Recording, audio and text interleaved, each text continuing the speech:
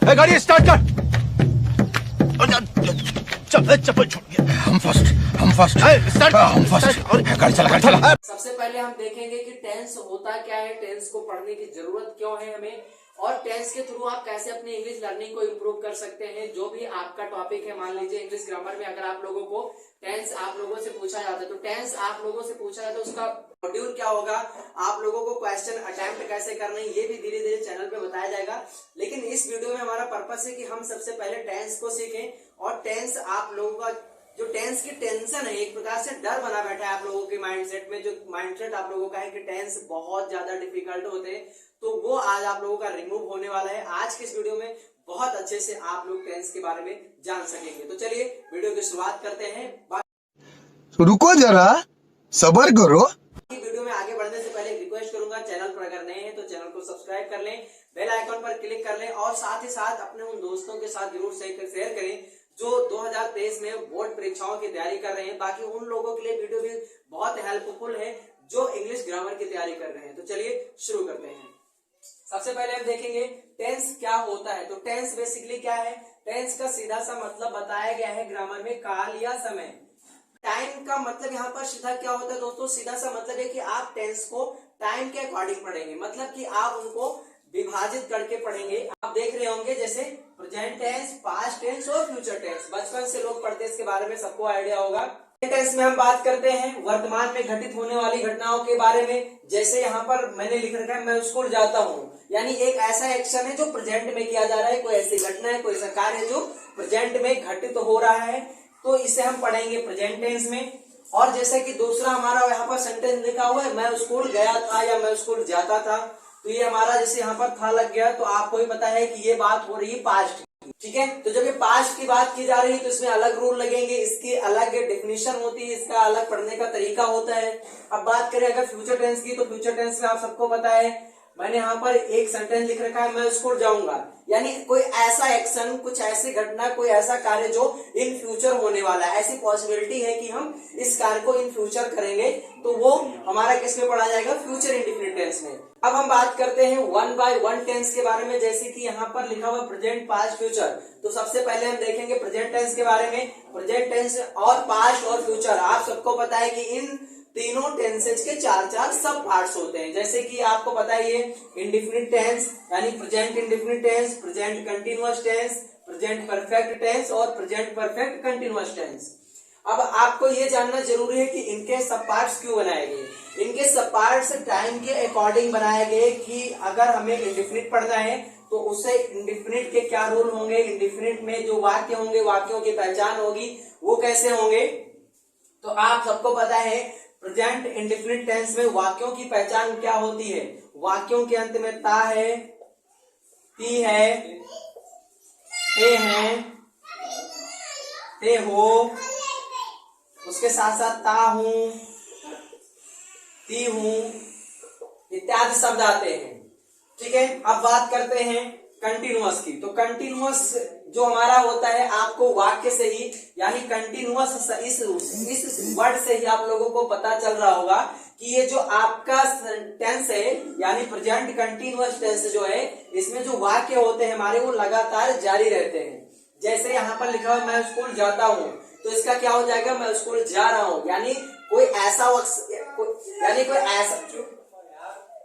कोई ऐसा एक्शन है जो प्रेजेंट में चल रहा है राइट नाउ। जैसे मैं खा रहा हूँ, इसका मतलब वो कंटिन्यूअसली चल रहा है काम, ठीक है। या मैं बोलूँ कि वो स्कूल जा रहा है, ठीक है, बच्चे शोर मचा रहे हैं, ठीक है, बच्चे शोर मचा रहे हैं। तो इस प्रकार के जितने भी वाक्य होते हैं, उन वाक्यों से हमें क्या पता चलता है कि कार्य कैसा, वो प्रेजेंट टेंस में कंटिन्यूअसली चल रहा है। कंटिन्यूअसली मतलब लगातार चल रहा है, इस वजह से हम इसको कंटिन्यूअस टेंस में पढ़ते हैं। दूसरा अगर परफेक्ट की बात करें, तो प्रेजेंट परफेक्ट टेंस का मतलब होता है कि हम प्रेजेंट में हुए कार्य, प्रेजेंट में कोई ऐसा एक्शन हुआ जो परफेक्टली डन हो गया, ठीक है। जैसे मैंने अपना काम पूरा कर लिया है, बच्चे स्कूल जा चुके हैं, पिताजी ने खाना खा लिया है, मम्मी खाना पका चुकी है, हमने अपना कार्य समाप्त कर लिया है। तो इस प्रकार के जितने भी वाक्य होते हैं वो हम प्रेजेंट परफेक्ट टेंस में बात करते हैं। तो अब हम बात करते हैं प्रेजेंट परफेक्ट कंटिन्यूअस टेंस की। प्रेजेंट परफेक्ट कंटिन्यूअस टेंस में कार्य के शुरू होने का टाइम दिया रहता है।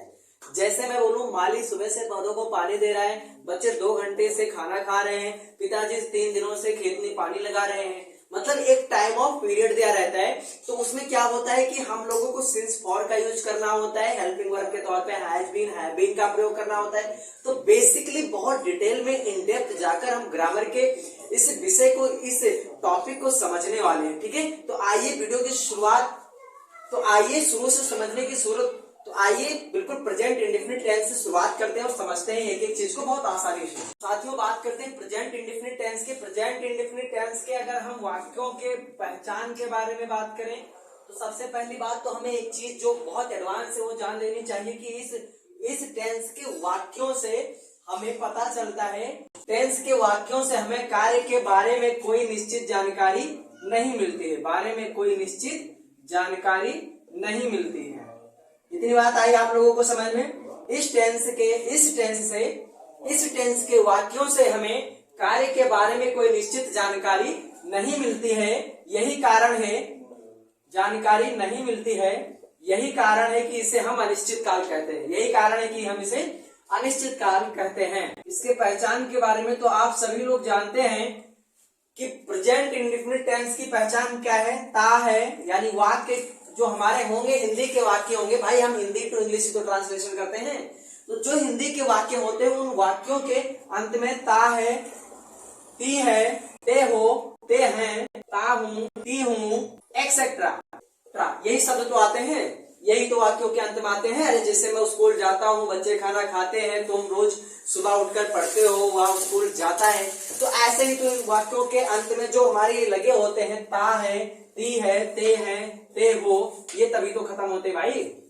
ऐसे ही तो इनके, यही तो इसकी पहचान है इस टेंस की, और इसके अलावा क्या है। तो अब हम देखते हैं कि प्रेजेंट इंडेफिनिट टेंस में जो आपका अफर्मेटिव सेंटेंस होता है उसको ट्रांसलेट कैसे करेंगे, हम कैसे सीखेंगे हिंदी टू इंग्लिश ट्रांसलेशन बनाना, और उसके साथ साथ वर्ब की कौन सी फॉर्म लगेगी, सब्जेक्ट कैसे हम जानेंगे और ऑब्जेक्ट कैसे जानेंगे, ये सारी चीजें भी जानना आप लोगों को जरूरी है। तो जैसे अगर आप लोगों को बेसिक क्लियर नहीं होगा तो ट्रांसलेशन आप नहीं बना सकते हैं। देखिए यहाँ पर एक सेंटेंस लिखता हूं, बहुत छोटा, बहुत कॉमन सेंटेंस है, वह स्कूल जाता है। अब बात करें वह स्कूल जाता है तो उसमें सब्जेक्ट क्या है, वर्ब क्या है और हमारा ऑब्जेक्ट क्या है, ठीक है। तो सब्जेक्ट और वर्ब और ऑब्जेक्ट को बहुत इन डिटेल, इन डेप्थ बताया गया हमारे चैनल पे टेंस के नाम से। अभी लगभग 15 दिनों पहले ही एक वीडियो अपलोड किया गया था, 20 दिनों पहले, तो उस वीडियो में मैंने बहुत डिटेल में बताया है कि सब्जेक्ट क्या है, वर्ब क्या है, ऑब्जेक्ट क्या है।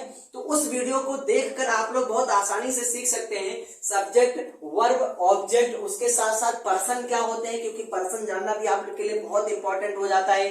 सिंगुलर प्लूरल क्या होते हैं ये जानना भी आप लोगों के लिए बहुत इंपॉर्टेंट है, ठीक है साथियों।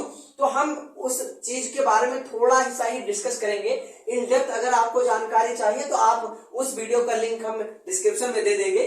बाकी यहाँ देखते हैं कि सब्जेक्ट, वर्ब और ऑब्जेक्ट क्या होते हैं। वह स्कूल जाता है, तो इसमें सब्जेक्ट क्या है, एक रूल कहता है कि किसी वाक्य में कार्य को करने वाला ही कर्ता होता है, यानी सब्जेक्ट का मतलब कर्ता, कार्य को करने वाला। बहुत सिंपल डेफिनेशन है, वह स्कूल जाता है यानी स्कूल जाने का काम कौन कर रहा है, वह कर रहा है, तो वह हमारा क्या हो गया, सब्जेक्ट हो गया। तो हम इसे यहाँ पर लिख लेते हैं सब्जेक्ट, और वह की इंग्लिश क्या होती है, ही। अब इंग्लिश में क्या होता है, हिंदी में जैसे कि यहाँ पर लिखा हुआ है वह यानी कर्ता, और उसके तुरंत बाद में दिया हुआ है कर्म, और उसके तुरंत बाद में दिया हुआ है क्रिया, यानी जाना क्या है, क्रिया है, और स्कूल क्या है यहाँ पर हिंदी सेंटेंस में, ये कर्म है, ठीक है। लेकिन इंग्लिश में क्या होता है बच्चों की, इंग्लिश में आप लोगों को सबसे पहले दिया जाएगा सब्जेक्ट, उसके बाद में आपको क्या दिया जाएगा, वर्ब दिया जाएगा, उसके बाद में आपको ऑब्जेक्ट दिया जाएगा। हिंदी से थोड़ा सा डिफरेंट होता है इंग्लिश का रूल, बाकी इसको आप कैसे समझेंगे इस चीज से समझिए, सब्जेक्ट, वर्ब और ऑब्जेक्ट। तो सब्जेक्ट तो हमने फाइंड कर लिया, सब्जेक्ट ही है हमारा। उसके बाद में बात करें अगर कि क्रिया की, क्रिया क्या है हमारा, तो जाना क्या है, क्रिया है।